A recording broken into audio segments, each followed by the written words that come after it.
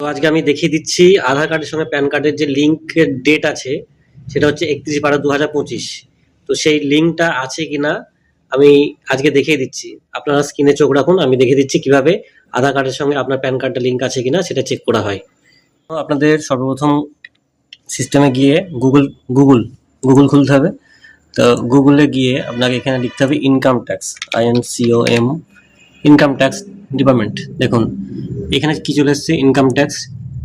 তো এরপরে দেখুন আধার কার্ডের সঙ্গে phone number link, pan card link আছে কিনা, এই যে লিঙ্ক আধার স্ট্যাটাস, এই জায়গায় ক্লিক করতে হবে। এই জায়গায় ক্লিক করার পরে আপনারা দেখুন একটা কার্সার চলে আসবে যেখানে প্যান কার্ড নাম্বার এবং তারপরে আধার নাম্বার, এই দুটো দিতে হবে।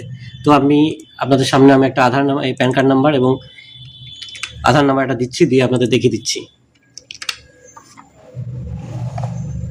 এটা প্রাইভেসি কারণে আমি নাম্বারটা দেখাচ্ছি না।